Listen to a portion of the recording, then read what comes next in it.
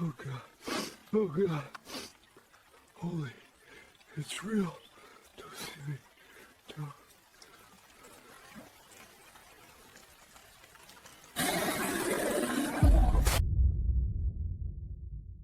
Joseph Thundercloud comprobó el nudo de diamante una vez más, pasando los dedos por la cuerda donde se cruzaba bajo el vientre de Molly. La yegua esperaba paciente e inmóvil, y el vaho salía de sus hollares en el aire de octubre. Detrás de ella, el armazón de carga sostenía 90 kilos de cuartos de wapiti envueltos en sacos de caza, la carne ya enfriándose con el fresco de la montaña. 20 años guiando a cazadores por las montañas del río Salmon le habían enseñado a Joseph que un buen atalaje podía marcar la diferencia entre llevar la carne al inicio del sendero y verla despeñarse por un barranco. La mañana había empezado bien. Su cliente, un dentista de Boise llamado Patterson, había abatido un macho de 6 puntas con las primeras luces. Un tiro limpio a los pulmones. El animal cayó a menos de 40 metros. Habían pasado la mañana desollando y despiezando la presa, trabajando en un silencio cómplice, mientras a Patterson le temblaban las manos con esa especie de agotamiento eufórico que llega tras una cacería exitosa. Joseph había enviado al hombre por delante por el sendero principal, montado en su caballo castrado, Buck, mientras él se encargaba de la tarea más lenta de cargar la carne en Molly. De eso hacía ya 4 horas. Patterson ya estaría en el aparcamiento del sendero, probablemente sentado en su camioneta con la calefacción puesta, consultando el móvil por primera vez en 5 días. Joseph se montó en la silla de su segundo caballo, un tordo llamado Smoke, y chasqueó la lengua. Smoke arrancó, y Molly le siguió con el ramal, con los cascos crujiendo sobre la fina capa de nieve que había caído durante la noche. El sendero serpenteaba entre pinos con torta y abetos de Douglas, ascendiendo gradualmente hacia el paso de Thunderbolt, antes de descender a la cuenca donde Joseph había aparcado su camioneta y el remolque esa mañana. Había hecho ese viaje docenas de veces. Probablemente podría hacerlo con los ojos vendados. La reserva natural Frank Church River of No Return se extendía a su alrededor, 1 millón de hectáreas de territorio virgen sin carreteras, la mayor área silvestre contigua de los 48 estados contiguos. Joseph se había criado al borde de aquella inmensidad. Había aprendido a cazar y a rastrear con su abuelo y había levantado su negocio de guías de caza sobre un conocimiento profundo de cada cuenca y cada cresta. Conocía este país como otros hombres conocían la palma de su mano, pero algo era diferente hoy. Joseph lo notó primero en las orejas de Smoke. El tordo las mantenía tiesas hacia adelante, girándolas constantemente, rastreando sonidos que Joseph no podía oír. Molly, normalmente dócil hasta el punto de parecer adormilada, no paraba de sacudir la cabeza, tensando el ramal. Detuvo a Smoke con las riendas y se puso a escuchar. Nada. Ese era el problema. El bosque se había quedado en silencio. Ni un arrendajo de Steller chillando desde las copas de los árboles, ni una ardilla roja parloteando sus advertencias territoriales. Incluso el viento se había calmado, dejando los árboles inmóviles como pilares. Joseph ya había experimentado esto antes. Esta súbita ausencia de sonido solía significar que había un depredador cerca. Un puma, muy probablemente. Quizá un oso negro que aún no se hubiese metido en su osera, atiborrándose de los últimos arándanos. Escudriñó la linde del bosque, buscando movimiento, el destello leonado de un puma o la oscura mole de un oso. Nada se movía. Chasqueó la lengua y Smoke avanzó de nuevo, pero ahora a regañadientes, con cada paso más corto que el anterior. Detrás de él, Molly emitió un sonido que Joseph nunca le había oído, un relincho bajo que se elevó hasta convertirse en algo parecido a un gemido. Entonces le llegó el olor. Joseph se había pasado la vida entera rodeado de animales, caballos, ganado, uapitíes, ciervos, osos, pumas. Conocía el olor a perro mojado, el almizcle de un uapití en celo y el penetrante olor a amoníaco del orín de puma. Esto no era nada de eso. Era orgánico, desde luego, animal, pero había algo anómalo en él, algo que no encajaba en ninguna categoría que su cerebro pudiera encontrar. Putrefacción y almizcle y algo más por debajo. Algo que hizo que a Smoke se le dilataran los hollares y pusiera los ojos en blanco. El caballo se detuvo. Se negó a avanzar a pesar de los ánimos de Joseph. «Tranquilo», dijo Joseph, manteniendo la voz baja y firme. «Tranquilo, chico». Se bajó del caballo y tomó la brida de Smoke, intentando guiarlo a pie. El caballo plantó los cascos y no se movió ni un centímetro. Detrás de él, Molly ahora piafaba, tirando del ramal, y el armazón de carga crujía con cada movimiento. Joseph ató las riendas de Smoke a una rama baja y avanzó solo, con una mano en la culata del rifle que llevaba en la funda de la silla. 20 metros más adelante, el sendero se curvaba alrededor de un abeto enorme que había caído sobre el camino hacía años. Su cepellón, aún aferrado a la tierra, se alzaba hacia el cielo como una mano que quisiera agarrar algo. Había pasado por este punto de referencia cientos de veces. Rodeó el árbol caído y se detuvo. El sendero estaba bloqueado, no por otro árbol caído, ni por un desprendimiento de rocas, por algo que había sido colocado allí deliberadamente. Una barrera de ramas arrancadas de árboles vivos, con las hojas aún verdes, entrelazadas y apiladas hasta una altura de más de 1 metro. Se extendía desde el cepellón del abeto caído hasta una gran roca al otro lado del sendero, bloqueando por completo el paso. Joseph se quedó mirándolo. Los osos no hacían esto, tampoco los pumas. ¿Algún tipo de broma? Pero no había nadie más por allí. Patterson había tomado el sendero principal y no había otros grupos de caza en esa cuenca. Joseph lo había consultado con el servicio forestal antes del viaje. Se acercó, estudiando la barrera. Las ramas habían sido partidas, no cortadas, partidas con una fuerza tremenda. La madera estaba astillada y en carne viva.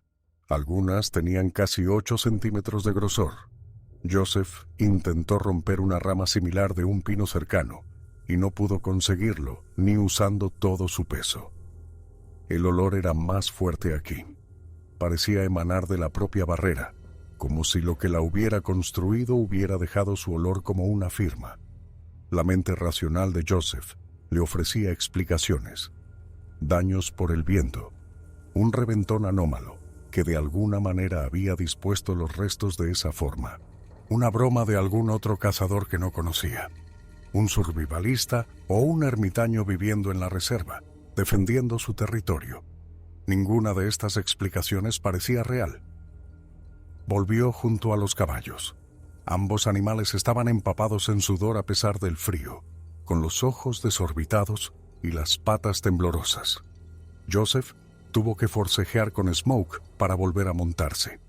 El tordo no paraba de intentar darse la vuelta para regresar por donde habían venido. «Podemos rodear», dijo Joseph, tanto para sí mismo como para los caballos. Atajar por el bosque y volver al sendero más allá de este lío. Desvió a Smoke del camino principal, abriéndose paso entre los árboles. El bosque aquí era denso. Los pinos con torta crecían muy juntos, con sus ramas inferiores, muertas desde hacía tiempo, extendiéndose como dedos esqueléticos. Molly le siguió, su armazón de carga rozando los troncos de los árboles, la carne de uapití balanceándose. Habrían avanzado unos 200 metros cuando Joseph vio la huella. Estaba en un trozo de tierra desnuda, donde la nieve no había llegado, al abrigo de las ramas extendidas de un gran abeto.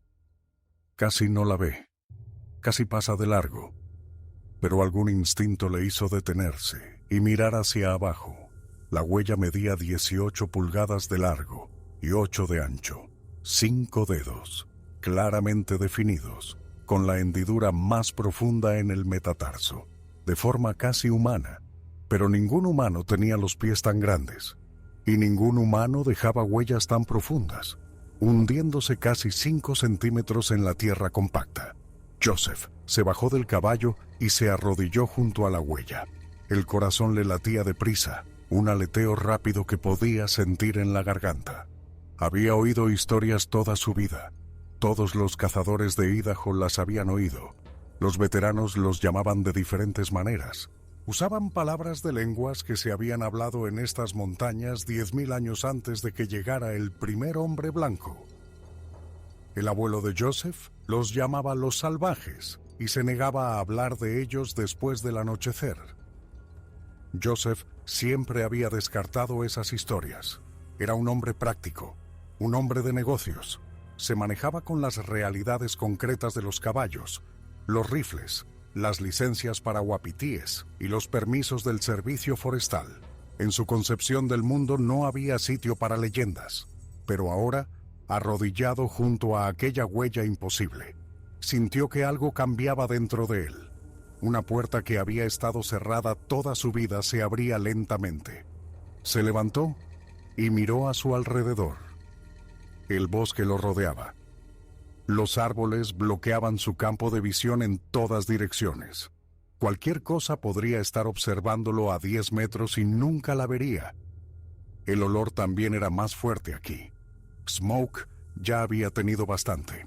El tordo se encabritó, casi arrancándole las riendas de las manos, y salió disparado hacia el sendero principal. Joseph se aferró, siendo arrastrado unos pasos antes de poder afirmarse, pero perdió el ramal de Molly. La yegua se quedó paralizada un instante, con los ojos desorbitados y los flancos agitados. Luego echó a correr, no hacia el sendero, no hacia Joseph. Corrió adentrándose en el bosque, el armazón de carga enganchándose en las ramas, los sacos de caza rasgándose, los cuartos de wapití cayendo por el suelo del bosque. Joseph la vio alejarse, la vio desaparecer entre los árboles. Escuchó el estruendo y el fragor de su huida despavorida haciéndose cada vez más débiles. Luego, el bosque volvió a quedar en silencio. Joseph se quedó de pie, sujetando las riendas de Smoke, con la respiración acelerada y superficial. El tordo temblaba con tal violencia que Joseph podía sentirlo a través del cuero. Tenía que ir a por Molly. La yegua valía $2,000. La carne de wapití otros 1,000 en honorarios de guía que Patterson ya había pagado. Pero más que eso, la idea de dejar a un animal allí, aterrorizado y solo con lo que fuera que había hecho esa huella, era insoportable. Montó a Smoke y dirigió al caballo hacia donde Molly había desaparecido. El tordo se negó a moverse. Joseph le dio con los talones. Le dio una palmada en el cuello a Smoke. Maldijo en inglés y en la lengua que su abuelo le había enseñado. El caballo permaneció como una estatua, con todos los músculos agarrotados y las orejas pegadas al cráneo. Entonces, desde algún lugar más adelante, Molly gritó. Joseph había oído a caballos en apuros antes. Los había oído relinchar y llorar y emitir sonidos de miedo. Pero nunca había oído a un caballo gritar así. Un sonido tan visceral y terrible que parecía saltarse sus oídos y golpear directamente el núcleo primitivo de su cerebro.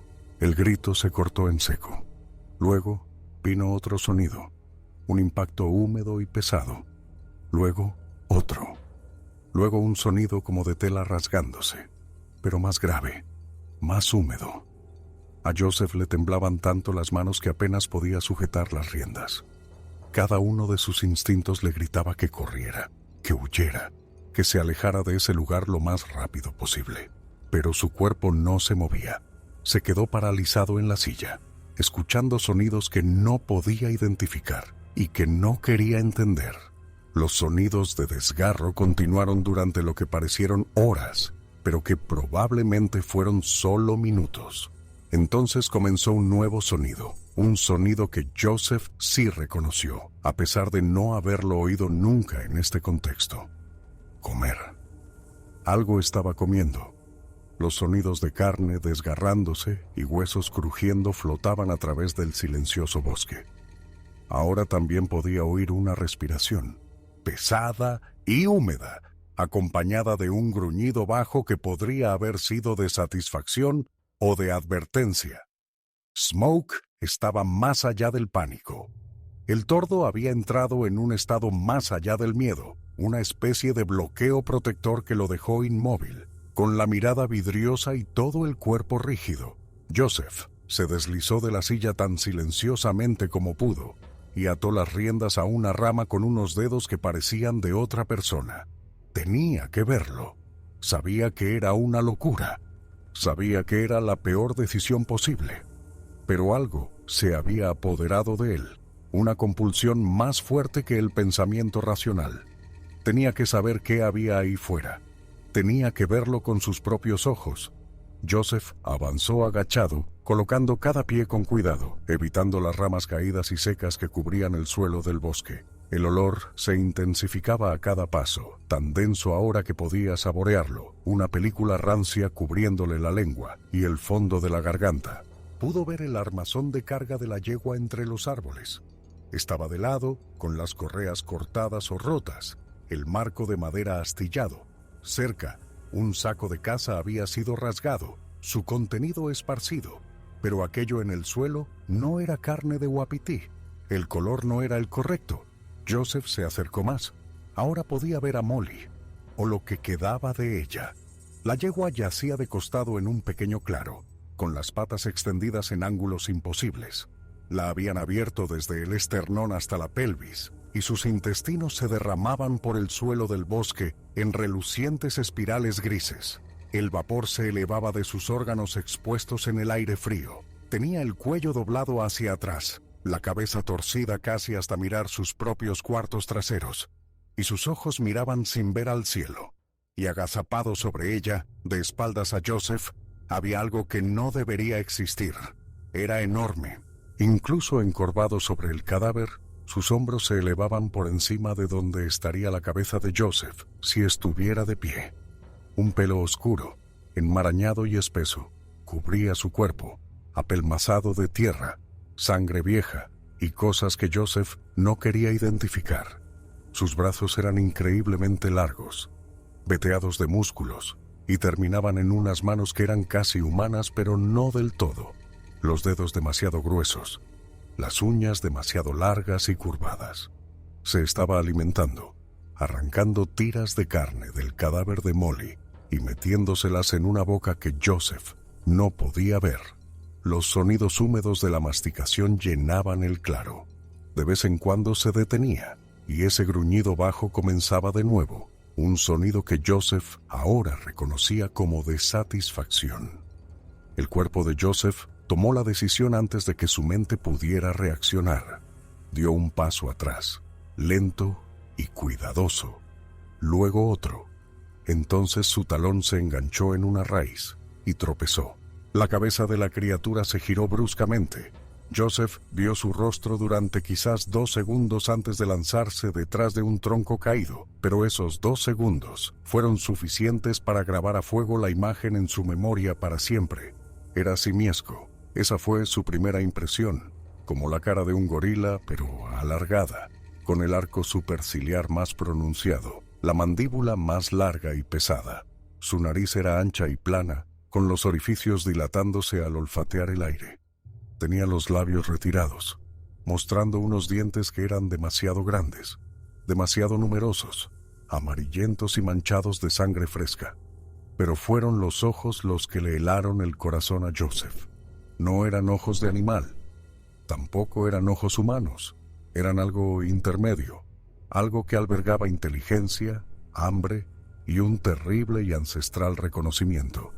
La criatura lo miró y Joseph supo que lo sabía. Sabía que estaba allí, sabía que había estado observando, sabía que era una presa. Entonces Joseph ya estaba detrás del tronco, pegando su cuerpo a la tierra fría, tan plano como podía.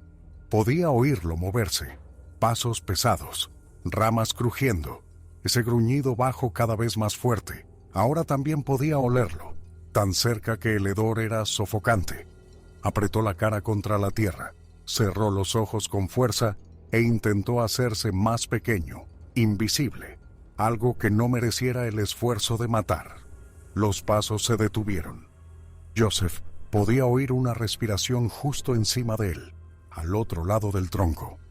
Podía oír los orificios nasales dilatándose, aspirando grandes bocanadas de aire, probando, olfateando, decidiendo. Pasaron los segundos. Cada uno se estiró hasta convertirse en una eternidad. Luego, los pasos comenzaron de nuevo, alejándose. De vuelta hacia el claro. De vuelta hacia el cadáver de Molly. Los sonidos de la comida se reanudaron. Joseph permaneció detrás de ese tronco durante 4 horas. Sabía la hora porque podía ver su reloj cuando giraba ligeramente la cabeza, moviéndose tan despacio que cada centímetro le llevaba minutos. Observó las manecillas arrastrarse por la esfera, marcando cada cuarto de hora, cada media hora, cada hora eterna. La criatura comía. A veces se detenía, y Joseph la oía moverse por el claro, y todo su cuerpo se tensaba de terror, pero siempre volvía al cadáver, a alimentarse. Los sonidos eran la peor parte. Joseph había despiezado animales toda su vida. Conocía los sonidos de la carne separándose del hueso, de las articulaciones dislocándose, del cartílago rompiéndose. Pero oír esos sonidos aplicados a Molly, a un animal que había criado desde potra, un animal que había confiado en él por completo, era casi más de lo que podía soportar. Oyó a la criatura romper las costillas de Molly una por una, metódicamente, como un hombre que pela cangrejos de río. Le oyó sorber el tuétano de los huesos de sus patas. Le oyó masticar lo que solo podían ser órganos, el chapoteo húmedo del hígado, el corazón y los riñones. Le oyó detenerse a beber la sangre que se acumulaba en su cavidad corporal abierta, lamiendo como un perro en un cuenco de agua. Y por debajo de todo, ese constante gruñido bajo, ese sonido de satisfacción. El cuerpo de Joseph había pasado del miedo a un estado que no reconocía. Sus músculos se habían bloqueado, congelados en su posición, como si su cuerpo entendiera a un nivel animal que el movimiento significaba la muerte. Su respiración se había ralentizado hasta casi desaparecer. Sorbos superficiales de aire que apenas movían su pecho.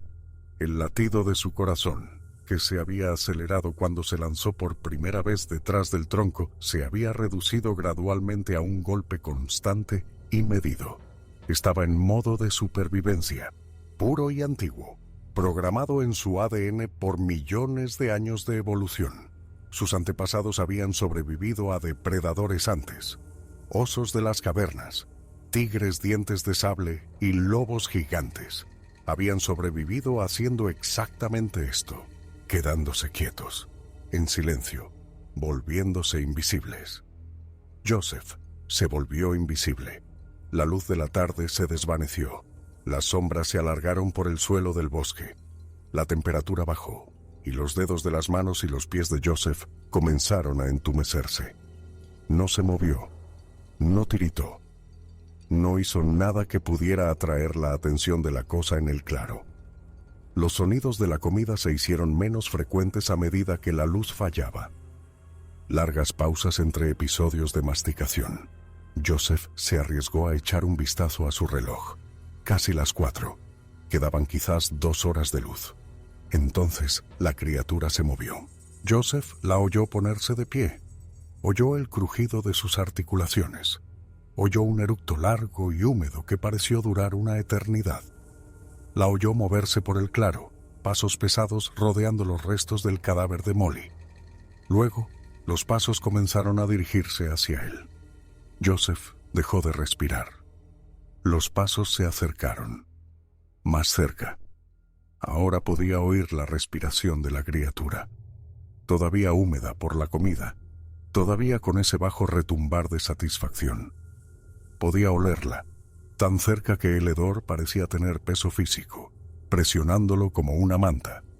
Los pasos se detuvieron justo al otro lado del tronco. Joseph oyó olfatear, respiraciones profundas, inquisitivas. La criatura lo estaba olfateando, tratando de localizarlo por el olor. Apretó más la cara contra la tierra, pegó los brazos con fuerza a su cuerpo, se hizo lo más pequeño posible. Una mano apareció por encima del tronco. Joseph la vio por el rabillo del ojo. Enorme, cubierta de pelo oscuro, los dedos terminando en uñas curvadas que eran casi garras. Agarró la parte superior del tronco a menos de 1 metro de la cabeza de Joseph. Pudo ver la tierra apelmazada bajo las uñas. Pudo ver sangre seca en los pliegues de la palma. La mano permaneció allí un largo momento, probando, curiosa. Luego se retiró. Los pasos se alejaron. Joseph oyó a la criatura abandonar el claro. La oyó abrirse paso entre la maleza. Oyó los sonidos de su paso haciéndose cada vez más débiles, hasta que el silencio volvió al bosque. No se movió. Se quedó allí otra hora, escuchando, esperando, asegurándose por completo. El bosque volvió lentamente a la vida a su alrededor. Un arrendajo de Steller cantó en algún lugar a lo lejos. Una ardilla comenzó a parlotear. Sonidos normales. Sonidos de vida. Solo entonces Joseph levantó la cabeza. El claro estaba vacío. La criatura se había ido. Lo que quedaba de Molly era apenas reconocible. Huesos esparcidos, limpios de carne, trozos de piel yaciendo en la tierra como harapos desechados. Su cráneo, partido, la cavidad cerebral vacía. Sus cascos, todavía unidos a la parte inferior de las patas.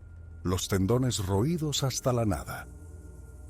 Joseph se puso en pie sobre unas piernas que no querían funcionar. Todo su cuerpo temblaba ahora. El miedo que había reprimido durante 4 horas finalmente se abría paso. Retrocedió tambaleándose por donde había venido, sin pensar, sin planear, solo moviéndose, alejándose, poniendo distancia entre él y aquel terrible claro. Smoke estaba donde Joseph lo había dejado, todavía atado a la rama, todavía en ese estado de terror paralizante. El caballo apenas respondió cuando Joseph desató las riendas. Apenas se movió cuando Joseph se subió a la silla. «Muévete», graznó Joseph, su voz apenas un susurro. «Por favor, muévete». Smoke se movió. El tordo caminó al principio, luego trotó, y luego se lanzó a un galope que Joseph no intentó detener. Atropellaron el bosque, las ramas azotando la cara de Joseph, agachándose bajo las ramas bajas, saltando troncos caídos que aparecían de la nada. La barrera de ramas seguía cruzada en el sendero principal.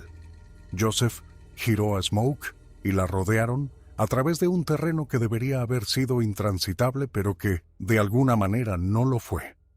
Llegaron al inicio del sendero mientras la última luz se desvanecía del cielo. La camioneta y el remolque de Joseph estaban donde los había dejado esa mañana. El coche de alquiler de Patterson ya no estaba. Al parecer, el hombre se había cansado de esperar y había vuelto a Boise. Joseph no le culpaba. Apenas se dio cuenta de su ausencia. Cargó a Smoke en el remolque con unas manos que temblaban tanto que apenas podía accionar los cerrojos.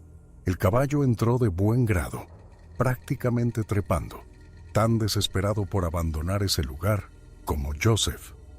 Joseph se subió a su camioneta, arrancó el motor y condujo. No paró hasta llegar a las afueras de Challis, a 65 kilómetros de distancia. La gasolinera brillaba con luces fluorescentes, una isla de normalidad en la oscuridad. Joseph se detuvo junto a un surtidor y se quedó allí un buen rato, mirando sus manos en el volante. Temblaban.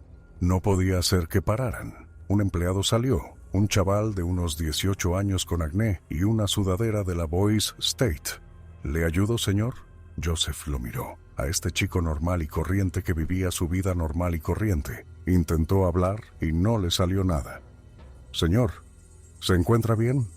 Necesito usar su teléfono», consiguió decir finalmente Joseph. «Necesito llamar al sheriff». La expresión del chaval pasó de la preocupación a la sospecha. «¿Hay algún problema?» «Sí», dijo Joseph. «Hay un problema». La oficina del sheriff del condado de Custer envió a un ayudante llamado Morrison, un hombre corpulento de unos 50 años con un bigote gris y la mirada cansada de alguien que había visto demasiado en demasiados años.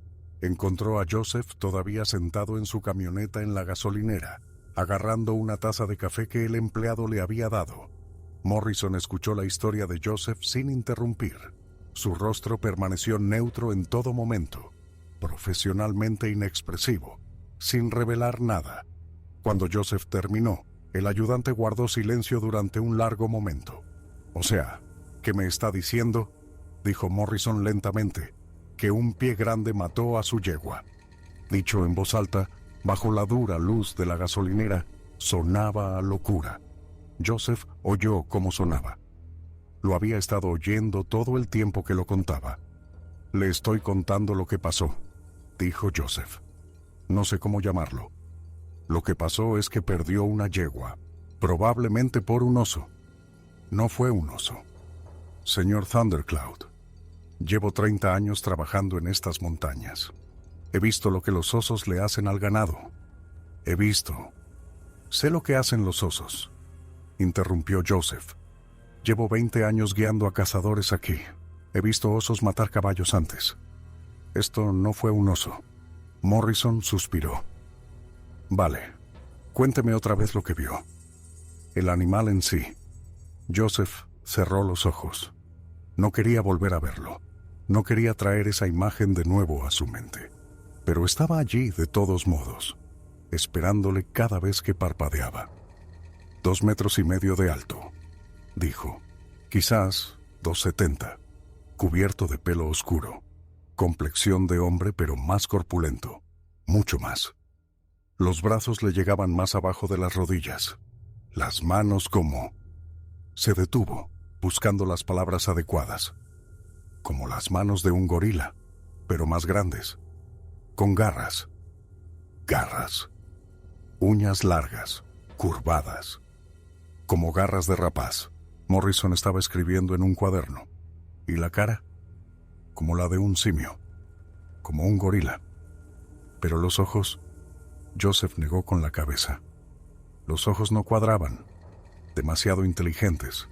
Como si estuviera pensando. Como si supiera lo que yo era. ¿Hizo algún sonido? Gruñía. O retumbaba. Como un gran felino, pero más profundo. Y comía. Pude oírlo comer durante 4 horas. ¿Está seguro de ese tiempo? ¿4 horas? Miré mi reloj. Conté cada minuto. Morrison cerró su cuaderno. Esto es lo que creo que pasó, señor Thundercloud. Vio un oso grande, quizás el más grande que haya visto nunca. Su yegua se asustó y corrió, y el oso la mató. Usted se asustó, lo cual es natural, y se escondió mientras el oso se alimentaba. Con el miedo, su mente le jugó una mala pasada. Hizo que el oso pareciera más grande. Hizo que pareciera algo que no era. Sé lo que vi. No digo que no crea lo que me está contando. Digo que lo que usted cree no. Es lo que realmente pasó. Joseph dejó la taza de café. Sus manos habían dejado de temblar, pero algo más había reemplazado el temblor. Un nudo frío y duro en el pecho que se sentía como rabia. ¿Va a investigar? Presentaré un informe. Y enviaré a los de caza y pesca allí por la mañana para que examinen el cadáver. A ver si pueden identificar qué mató a su yegua. Puedo mostrarles dónde ocurrió. Morrison dudó. Probablemente no sea necesario. Ha pasado por una experiencia traumática. Lo mejor que puede hacer es irse a casa, descansar un poco e intentar olvidar esto. ¿Y si encuentran algo? Si encuentran algo inusual, se pondrán en contacto. Joseph sabía reconocer una evasiva cuando la oía. Había lidiado con suficiente burocracia a lo largo de los años, suficientes permisos, regulaciones e indiferencia oficial. El ayudante ya había tomado una decisión. Un cazador asustado había perdido una yegua por culpa de un oso. Fin de la historia. Quiero hablar con los de caza y pesca yo mismo, dijo Joseph. Antes de que suban, se lo haré saber. El tono de Morrison dejó claro que no lo haría. Joseph condujo hasta su casa en Salmon, otras 2 horas por sinuosas carreteras de montaña. Smoke permanecía en el remolque detrás de él, todavía temblando, todavía en ese estado de shock en el que a veces caen los caballos cuando han experimentado algo que supera su capacidad de procesamiento. Joseph sabía exactamente cómo se sentía el caballo. Su esposa, Marie, le esperaba cuando entró en el camino de entrada. Salió al porche mientras él bajaba de la camioneta, con el rostro tenso por la preocupación. «Ha llamado Patterson», dijo. Esperó en el inicio del sendero durante 3 horas. Dijo que algo debía de haber ido mal. Algo fue mal. Joseph se lo contó todo. Se sentó a la mesa de la cocina, la misma mesa donde habían compartido miles de comidas durante 30 años de matrimonio, y le habló de la barrera y las huellas y el grito de Molly y las 4 horas detrás del tronco. María escuchó sin interrumpir, con su mano cubriendo la de él sobre la mesa, sus ojos sin apartarse nunca de su rostro. Cuando terminó, ella no le dijo que se lo había imaginado. No le dijo que era un oso. No le dijo que lo olvidara y siguiera adelante. Mi abuela solía hablar de los salvajes, dijo en voz baja. Decía que estaban aquí antes que la gente, incluso antes que las montañas. Decía que estarían aquí después de que nos hayamos ido. ¿Crees que son reales? Marie guardó silencio un momento. Creo que mi abuela sabía cosas que no cabían en los libros ni en los mapas, cosas que los ancianos entendían y que la gente nueva ha olvidado. ¿Qué decía de ellos? ¿De los salvajes? Decía que se mantienen apartados. No quieren tener nada que ver con nosotros. Solo quieren que los dejen en paz. Marie hizo una pausa. También decía que si alguna vez ves uno, si lo ves de verdad, quedas marcado. Ahora te conoce. Siempre te conocerá. Joseph pensó en aquella mano apareciendo por encima del tronco, aquellas uñas curvadas a centímetros de su cabeza. La criatura había sabido que estaba allí. Había elegido no matarlo. ¿Por qué? No durmió esa noche. Cada vez que cerraba los ojos, volvía a estar detrás de aquel tronco, escuchando los sonidos de Molly siendo despedazada. Se quedó en la cama mirando al techo mientras Marie respiraba suavemente a su lado e intentó encontrarle sentido a lo que había pasado. No pudo. La parte racional de su mente insistía en que tenía que haber una explicación. Un simio escapado de algún zoo o centro de investigación. Un montaje, de alguna manera, aunque no podía imaginar quién lo perpetraría ni por qué. Una alucinación provocada por el estrés, la altitud o alguna planta que había tocado sin saberlo. Pero ninguna de estas explicaciones se sostenía. Llevaba 20 años guiando cacerías en estas montañas. Sabía la diferencia entre la realidad y la fantasía. Sabía lo que había visto. Lo que había visto era imposible. Al amanecer, Joseph se levantó y fue a ver a Smoke. El tordo estaba en un rincón de su establo, todavía temblando, todavía negándose a comer. Joseph le pasó las manos por el pelaje, hablándole en voz baja, intentando ofrecer un consuelo que él mismo no sentía. «Lo sé», murmuró. «Lo sé, chico. Yo también lo vi». La agente de caza y pesca apareció sobre las 10. Se llamaba Chen y era joven, probablemente recién salida de la universidad, con un portapapeles y una expresión entusiasta que sugería que todavía creía que su trabajo podía marcar la diferencia. Joseph la vio entrar en su camino de entrada y sintió que algo se hundía en su pecho. Morrison no se lo había tomado lo suficientemente en serio como para enviar a un agente veterano. «Señor Thundercloud, soy la agente Chen, del Departamento de Caza y Pesca de Idaho. El ayudante Morrison me pidió que hiciera un seguimiento de su informe». Joseph la hizo pasar y le contó su historia de nuevo. Esta vez observó sus reacciones. Vio cómo su expresión cambiaba de un interés profesional a un escepticismo mal disimulado. Para cuando terminó, ella lo miraba como se mira a un niño que insiste en que hay un monstruo debajo de la cama. «Le agradezco que comparta esto», dijo, tomando notas en su portapapeles. «¿Puede darme las coordenadas GPS de donde ocurrió el incidente?» Joseph buscó la ubicación en su móvil y le leyó los números. Chen los anotó con la eficiencia mecánica de alguien que cumple con el trámite. «Enviaremos un equipo allí esta tarde para investigar. Quiero ir con ellos». Chen dudó. «No es el procedimiento habitual. Estas investigaciones.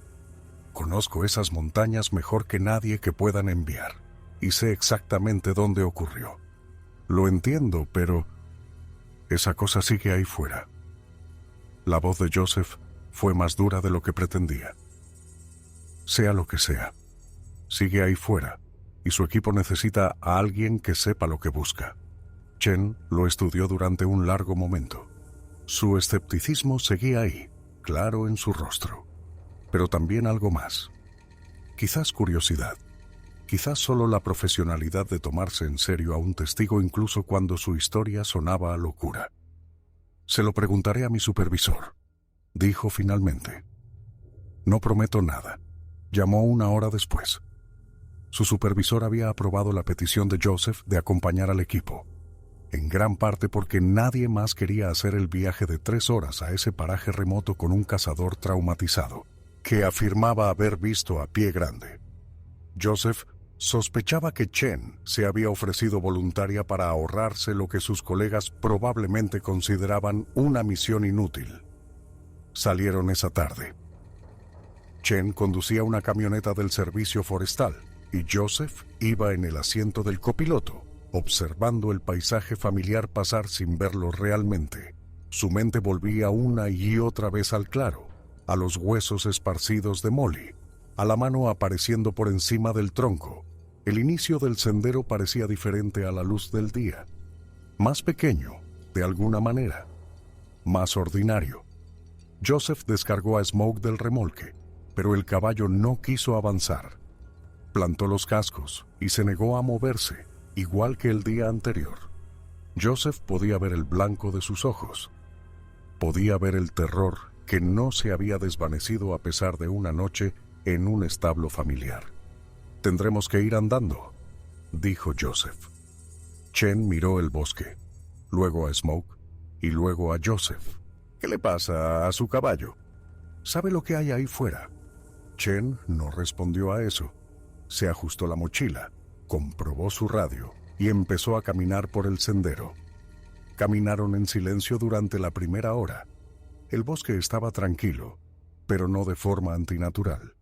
Joseph podía oír pájaros a lo lejos, podía oír ardillas moviéndose entre la maleza, sonidos normales, sonidos de vida, pero no podía quitarse la sensación de que los estaban observando. La barrera había desaparecido. Joseph se detuvo en el lugar donde había estado, donde las ramas entrelazadas habían bloqueado el sendero el día anterior. No quedaba nada, salvo algunas ramitas rotas en el suelo.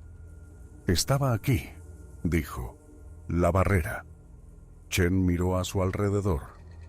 «¿Qué barrera?» Algo bloqueaba el sendero aquí. Ramas, entrelazadas. Joseph se arrodilló y cogió una de las ramitas rotas. «Esto es de aquello. Se puede ver por dónde se partió. Podría haber sido por el viento». «No fue por el viento», continuaron, dejando el sendero principal donde Joseph se había desviado el día anterior. El bosque parecía diferente con la luz de la tarde, menos amenazador. Joseph empezó a dudar de su propia memoria. ¿Había ocurrido realmente como recordaba? ¿O Morrison tenía razón y el miedo había distorsionado sus percepciones? Entonces llegaron al claro. Chen se detuvo en el borde, con el rostro pálido. Los restos de Molly estaban esparcidos en un área de 10 metros. Joseph había esperado que tuvieran un aspecto diferente a la luz del día. Había esperado que el horror se viera disminuido por el sol ordinario, pero no disminuyó. Si acaso, la luz clara lo empeoraba. Ahora podía ver detalles que la oscuridad había ocultado piadosamente. Las marcas de los dientes en los huesos, la forma en que la piel había sido arrancada a tiras, el cráneo, partido con lo que debió de ser una fuerza tremenda. ¿Qué ha hecho esto? La voz de Chen era apenas un susurro. Joseph no respondió. Estaba mirando otra cosa. Algo al otro lado del claro, medio oculto en la maleza. Una huella. Caminó hacia ella. Cada paso se sentía como un viaje a través de aguas profundas. La huella era la misma que había visto el día anterior. 18 pulgadas de largo, 8 de ancho, hundida casi 5 centímetros en la tierra compacta. Pero esta era más clara, más definida. Podía contar los dedos. 5, el más grande de casi 8 centímetros de ancho. Chen se acercó por detrás. No dijo nada durante un largo momento. Esa no es la huella de un oso, dijo finalmente. No, tampoco es humana. No. Chen se agachó junto a la huella, estudiándola con la atención metódica de alguien entrenado para identificar rastros de animales. Joseph observó su rostro mientras medía, fotografiaba y tomaba notas. Vio cómo el escepticismo se desvanecía, reemplazado por algo que parecía miedo. Hay más huellas por aquí, dijo, moviéndose hacia el borde del claro. Todo un rastro, en dirección noroeste. Joseph la siguió. Las huellas continuaban hacia el bosque, espaciadas a poco más de 1 metro. Un paso de caminata, sin prisa. Lo que las había hecho no había estado corriendo ni huyendo. Simplemente se había alejado andando. Deberíamos volver, dijo Joseph. Chen lo miró. Tenemos que seguirlas, documentar a dónde van. Tenemos que volver, ahora mismo. Señor Thundercloud, este es exactamente el tipo de prueba que... Escuche. Chen dejó de hablar. Ambos escucharon. El bosque se había quedado en silencio de nuevo. Ni pájaros, ni ardillas, ni viento en los árboles. Solo ese silencio pesado y opresivo que Joseph recordaba del día anterior. El silencio que precedía. ¿Qué es?, susurró Chen. Está aquí. El olor les llegó un momento después. Ese mismo almizcle orgánico, animal, que Joseph recordaba. Putrefacción y naturaleza salvaje y algo por debajo que desafiaba toda categorización. El rostro de Chen se contrajo con asco. ¿Qué es ese olor? Tenemos que irnos. Ya. Joseph la agarró del brazo y tiró de ella por donde habían venido. Chen se resistió un momento, todavía mirando hacia la linde del bosque, todavía tratando de ver qué producía ese olor. Entonces pareció sentirlo también, esa certeza primigenia de que algo los estaba observando, y su resistencia se evaporó. Corrieron. No la huida precipitada que Joseph había hecho el día anterior, sino una retirada rápida y controlada, con los ojos escudriñando los árboles, los oídos atentos a cualquier sonido de persecución. El olor los siguió, a veces más fuerte, a veces más débil, como si lo que lo producía estuviera rodeándolos. Siguiendo su avance, salieron de entre los árboles en el inicio del sendero justo cuando el sol tocaba el horizonte. Smoke estaba donde lo habían dejado, todavía negándose a moverse, con los ojos en blanco cuando los vio salir del bosque. Chen respiraba con dificultad, con el rostro pálido, su compostura profesional completamente desaparecida. Buscó a tientas a su radio con manos temblorosas. Aquí, Chen. Necesito informar de un incidente de fauna. Ubicación. Inicio del sendero del paso de Thunderbolt. Estática. Ninguna respuesta. Lo intentó de nuevo. La misma estática. Las montañas bloqueaban las señales aquí. Joseph se lo había dicho antes de empezar. Debería haberlo sabido. Tenemos que irnos, dijo Joseph. Volver al pueblo. Informar de esto en persona. Chen asintió. Miró una vez más la oscura línea del bosque detrás de ellos. Las sombras que se acumulaban bajo los árboles. Y algo en su rostro cambió. El escepticismo había desaparecido por completo. En su lugar había un reconocimiento que Joseph entendía demasiado bien. Le creía. Condujeron de vuelta a Salmón en silencio. Chen no dejaba de mirar por el retrovisor. vigilando la carretera detrás de ellos, observando cómo crecía la oscuridad. Joseph miraba al frente, con las manos apretadas contra los muslos para que no le temblaran. En la oficina de caza y pesca, el supervisor de Chen estaba esperando. Se llamaba Barrett, un hombre corpulento de unos 60 años con una barba poblada y el tipo de bronceado permanente que se consigue tras décadas al aire libre. Escuchó el informe de Chen con una expresión de creciente incredulidad. «A ver si lo he entendido bien», dijo cuando ella terminó. «Encontrasteis unas huellas grandes, y olisteis algo raro, y basándote en esto, sugieres que la yegua del señor Thundercloud fue asesinada por un... ¿Qué? ¿Exactamente?» «No sé qué la mató», dijo Chen, «pero no fue un oso. Las huellas no coinciden con ninguna especie de nuestra base de datos. ¿Y el tamaño? ¿Las mediste? 18 por 8 pulgadas, casi 5 centímetros de profundidad en tierra compacta». Barrett resopló. «Suena a montaje. ¿Quién montaría algo así? En medio de la nada. ¿Y cómo falsificarían una huella tan profunda? La gente hace locuras. Hay toda una industria casera de cazadores de pie grande por ahí, haciendo huellas falsas, falsificando pruebas. Probablemente sea algún entusiasta de los críptidos intentando fabricar pruebas». «¿Y qué hay de la yegua?», preguntó Joseph en voz baja. «¿Algún bromista despedazó a un animal vivo con sus propias manos?». La expresión de Barrett vaciló. «Pudo haber sido un oso grande. Sabe que no fue un oso». «No sé nada de eso. Lo que sé es que tuvo una experiencia traumática, señor Thundercloud. Perdió un animal. Se asustó. Su mente rellenó los huecos con algo sacado de un cuento de campamento. Se volvió hacia Chen. Quiero que redactes esto como un ataque de oso. Depredador desconocido. Probablemente Ursus americanus. Notificaré al servicio forestal para que pongan señales de advertencia en esa zona. Señor, las pruebas. Las pruebas muestran depredación animal. Todo lo demás es especulación». La voz de Barrett se había endurecido. «Esta oficina trabaja con hechos, Chen, no con leyendas». Joseph se fue sin decir una palabra más. No tenía sentido discutir. Barrett ya había tomado una decisión. Probablemente la tomó incluso antes de que Chen empezara a hablar. La historia era demasiado imposible, demasiado amenazante para todo lo que él creía sobre el mundo en el que trabajaba. Era más fácil descartarla, más fácil etiquetarla como histeria, montaje o simple identificación errónea. Joseph lo entendía.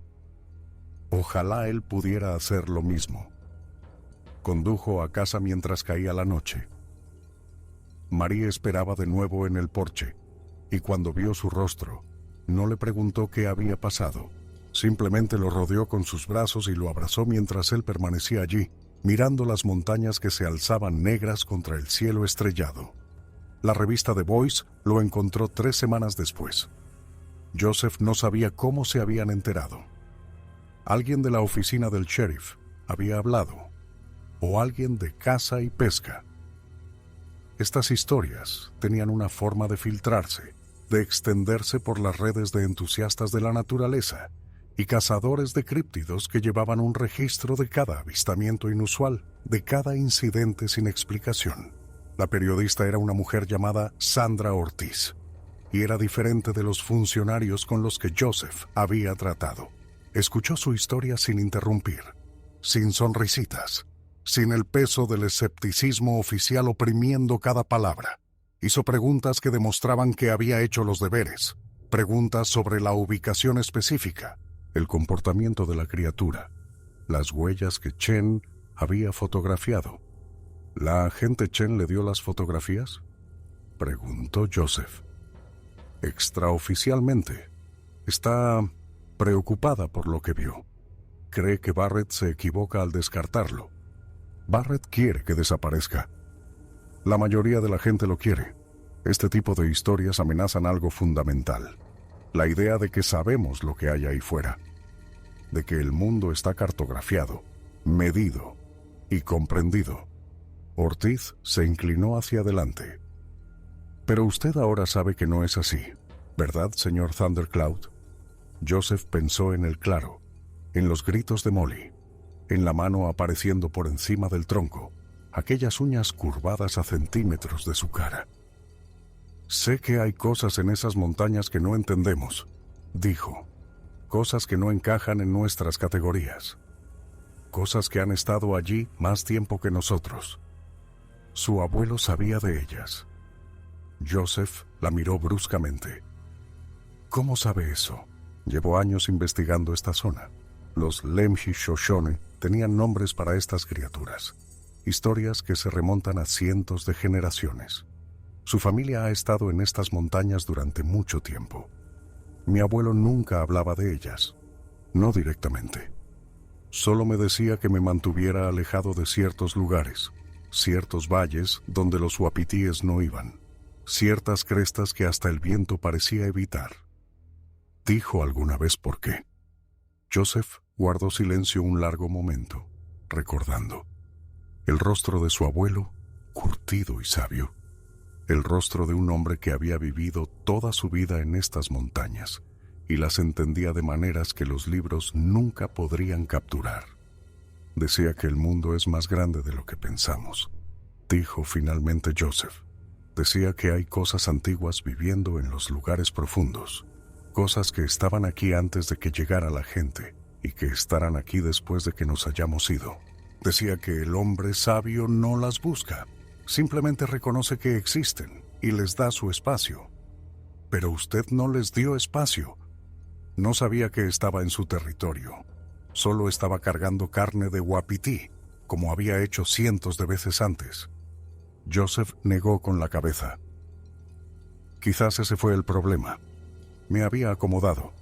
Había empezado a pensar que esas montañas me pertenecían.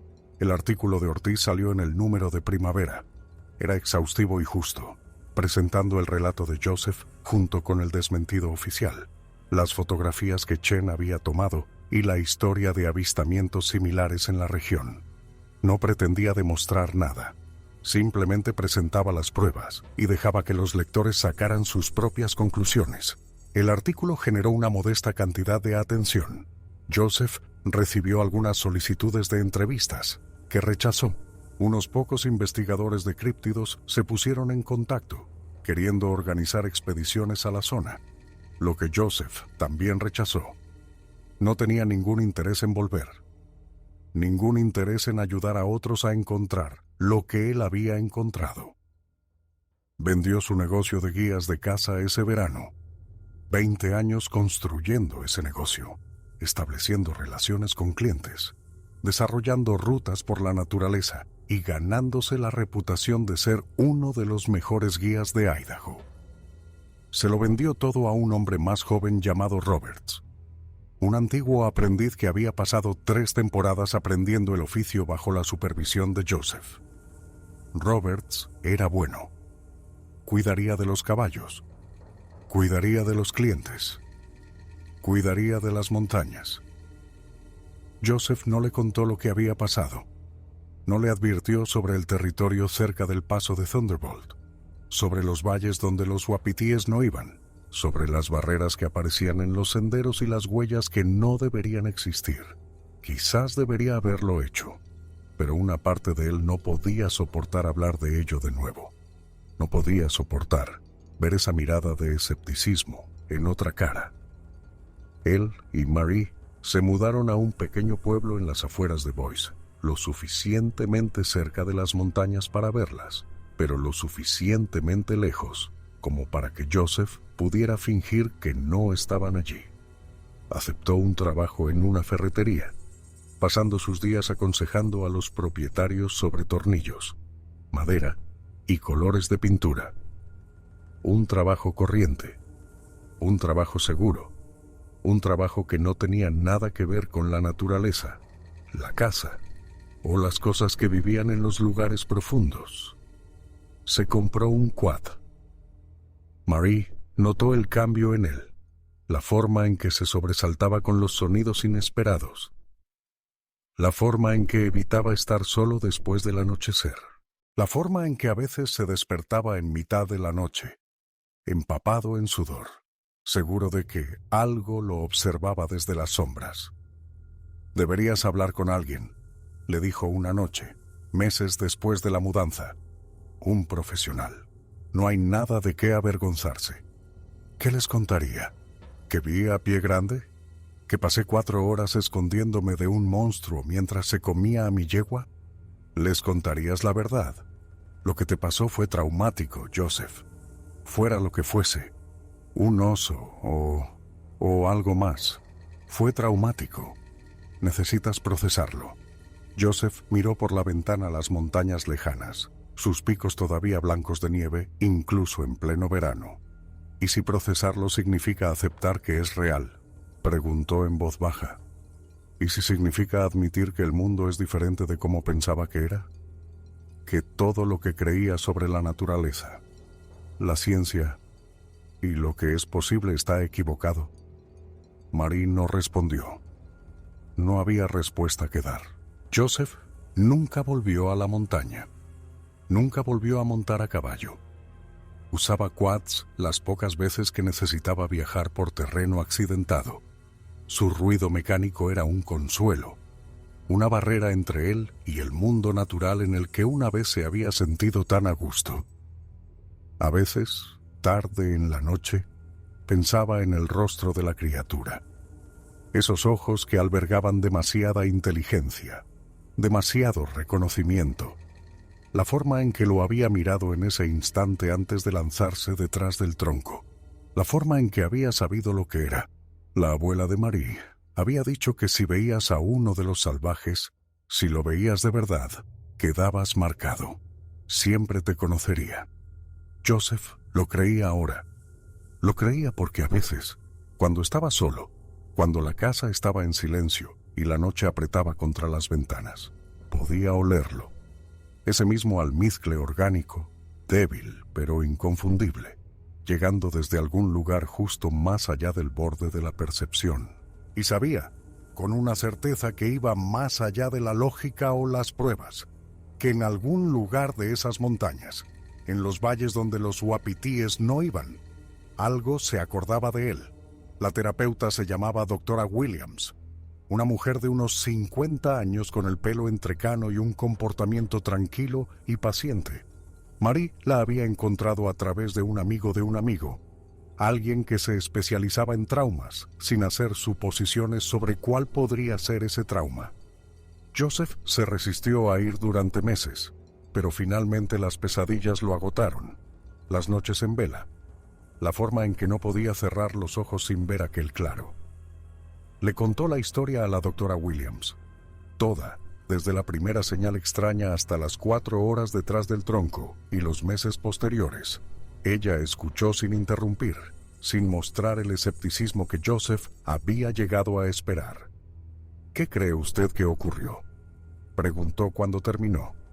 «No lo sé, pero cree que ocurrió algo inusual, algo fuera de los límites de la experiencia normal».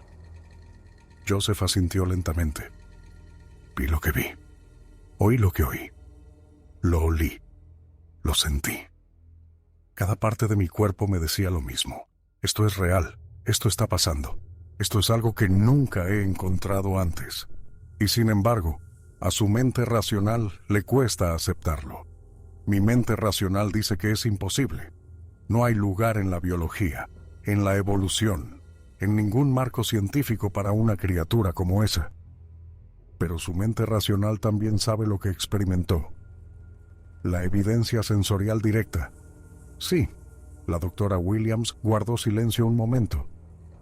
En mi experiencia, los eventos traumáticos a menudo crean una especie de escisión en la psique.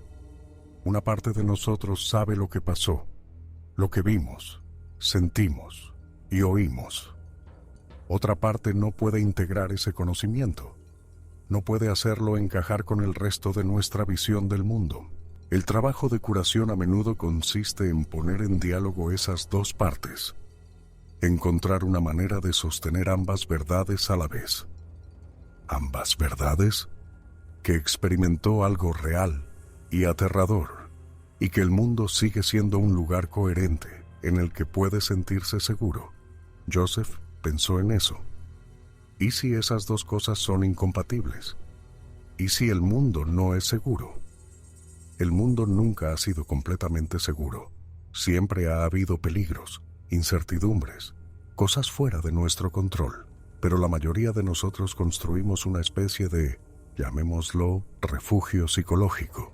Un conjunto de creencias y suposiciones que nos permiten funcionar sin estar paralizados por el miedo. Su experiencia destruyó ese refugio. La pregunta ahora es si puede reconstruirlo. Y si no puedo, entonces trabajamos en construir algo diferente, algo que reconozca los riesgos que ahora sabe que existen, pero que aún así le permita vivir una vida con sentido. Las sesiones ayudaron, lentamente, no de la manera que Joseph había esperado, no restaurando su antigua certeza sobre el mundo. En cambio, le ayudaron a encontrar una especie de paz con la incertidumbre. Aprendió a aceptar que nunca sabría exactamente lo que había visto ese día, que nunca podría categorizarlo o explicarlo. Y aprendió que no saber no tenía por qué significar no vivir. Se dedicó a la carpintería. Había algo en trabajar con las manos, en transformar madera en bruto en objetos útiles, que lo calmaba de una manera que nada más podía. Construyó muebles para la casa, luego para amigos, y luego para clientes que vieron su trabajo y quisieron los suyos propios. La reputación se extendió, y en un año tenía más pedidos de los que podía atender. Marie lo observaba sanar con una tranquila satisfacción que rara vez expresaba con palabras. Pero a veces, cuando lo sorprendía absorto tallando la pata de una silla o lijando el tablero de una mesa, sonreía de una manera que hacía que Joseph sintiera que quizás las cosas irían bien. Casi 2 años después del incidente, Joseph recibió una carta. El remite era de la Universidad de Idaho, Departamento de Antropología. La abrió esperando otra solicitud de entrevista, otra invitación a una expedición, otro intento de arrastrarlo de vuelta a un mundo que intentaba olvidar. En su lugar, encontró una fotografía. La imagen mostraba una huella en la nieve, claramente definida, de 18 pulgadas de largo y 8 de ancho. 5 dedos, el más grande de casi 8 centímetros de ancho. La forma era inconfundible. Una nota manuscrita acompañaba a la fotografía. Señor Thundercloud. Esta huella fue encontrada el pasado febrero en la Reserva Natural Frank Church River of No Return, aproximadamente a 5 kilómetros de la ubicación de su incidente reportado. Fue fotografiada por un guarda forestal que realizaba un sondeo invernal. El guarda, que pidió no ser identificado, cree que debería verla. Llevo 15 años investigando los avistamientos reportados en esta región. Su relato, tal como se publicó en el artículo de la Sino Ortiz, es uno de los más detallados y creíbles que he encontrado. Si alguna vez está dispuesto a hablar más, por favor, póngase en contacto conmigo en la dirección de arriba. Dr. Helen Kowalski. Joseph se quedó mirando la fotografía durante mucho tiempo, a 5 kilómetros del claro, a 5 kilómetros de donde Molly había muerto. 2 años después, y lo que fuera que la había matado seguía allí, todavía moviéndose por esas montañas, todavía dejando rastros que la ciencia no podía explicar. Pensó en la advertencia que le había dado su abuelo. Mantente alejado de ciertos lugares, ciertos valles donde los uapitíes no iban. Los salvajes no querían ser encontrados, solo querían que los dejaran en paz. Joseph guardó la fotografía en un cajón y le escribió a la doctora Kowalski una breve respuesta declinando su invitación a hablar más. No tenía nada más que decir, nada que ayudara a nadie a entender lo que había ahí fuera. Algunas verdades no estaban destinadas a ser entendidas. Algunos misterios no estaban destinados a ser resueltos. Volvió a su carpintería, a su vida tranquila en el pequeño pueblo de las afueras de Boise, pero a veces en las últimas horas de la tarde, cuando el sol se ponía y las montañas se teñían de oro y púrpura contra el cielo que oscurecía. Se quedaba en su porche y miraba aquellos picos lejanos. Recordaba el grito de Molly. Recordaba los sonidos de la comida. Recordaba la mano apareciendo por encima del tronco, aquellas uñas curvadas a centímetros de su cara, y se preguntaba si, en algún lugar de allí, en los lugares profundos, algo también se acordaba de él. Las pesadillas nunca cesaron por completo. Venían con menos frecuencia ahora, semanas o a veces meses entre episodios. But siempre acababan volviendo. El mismo sueño, siempre el mismo. Estaba de nuevo detrás del tronco, escuchando los sonidos de Molly siendo despedazada, incapaz de moverse, incapaz de correr, incapaz de hacer nada más que yacer allí y esperar. Pero el sueño había cambiado con el tiempo. En los primeros meses, había terminado con la mano de la criatura apareciendo por encima del tronco, esos enormes dedos extendiéndose hacia él, y Joseph se despertaba gritando de terror. Ahora, sin embargo, el sueño continuaba más allá de ese momento. La mano aparecía, se detenía, y luego se retiraba. Y Joseph oía una voz, no palabras, exactamente, más bien un sentimiento impreso directamente en su mente. Aléjate. No sabía si la voz era un recuerdo, una advertencia, o simplemente su cerebro traumatizado tratando de dar sentido a lo que había sucedido. Quizás las tres cosas. No importaba. El mensaje era claro. Le habían permitido vivir. Le habían dado una segunda oportunidad. Y el precio de esa misericordia era mantenerse alejado, olvidar, volver a su vida ordinaria y no regresar jamás. Era un precio que Joseph estaba dispuesto a pagar. Nunca volvió a hablar del incidente después de eso, ni con Marie, ni con la doctora Williams, ni con nadie. Cuando la gente le preguntaba por su carrera como guía, contaba historias sobre cacerías de uapitíes, vistas de montaña y noches pasadas bajo las estrellas. Hablaba de la belleza de la naturaleza, de la satisfacción de guiar a los clientes a cacerías exitosas, del orgullo que sentía por su trabajo. Nunca mencionó la razón por la que lo había dejado todo, y así pasaron los años. Joseph construyó muebles, cultivó verduras en su huerto y vio a sus nietos aprender a caminar y a hablar. Envejeció junto a Marie, sus vidas asentándose en el cómodo ritmo de la jubilación. Las montañas permanecían visibles desde su porche, sus picos blancos en invierno y verdes en verano, hermosas y terribles y cambiadas para siempre en la percepción de Joseph. Nunca volvió, pero cada octubre, en el aniversario del incidente, sacaba la fotografía que la doctora Kowalski le había enviado, estudiaba la huella en la nieve, trazando sus contornos familiares, recordando la huella junto a la que se había arrodillado en un claro del bosque, mientras los restos de Molly se enfriaban en el aire de octubre. Recordaba el rostro de la criatura, esos ojos demasiado inteligentes, esa mirada de reconocimiento y decisión, y susurraba una oración a nadie en particular, o quizás a algo muy particular, algo antiguo y poderoso y más allá de su comprensión. «Gracias por dejarme ir», decía. «Guardaré tu secreto.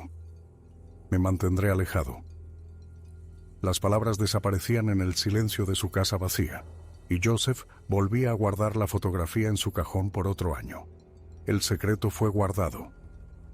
Los lugares salvajes permanecieron salvajes, y en algún lugar de las montañas, en los valles profundos donde los uapitíes ya no iban, algo antiguo continuaba su existencia, sin ser descubierto ni molestado, exactamente como había sido durante más tiempo del que la memoria humana podía medir.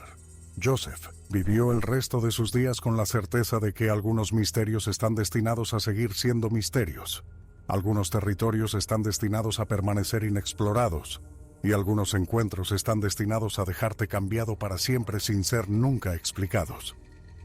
Murió a los 83 años, pacíficamente, mientras dormía, con Marie cogiéndole la mano. Sus últimas palabras, murmuradas en el crepúsculo entre la vigilia y el sueño, fueron en la lengua de su abuelo. Una frase que Marie reconoció de las enseñanzas de su propia abuela. Una frase que se traducía aproximadamente como: los antiguos conservan lo que es suyo. Marie lo entendió. Quemó la fotografía esa noche sin mostrársela nunca a nadie más. Algunos secretos, sabía, estaban destinados a morir con quienes los portaban.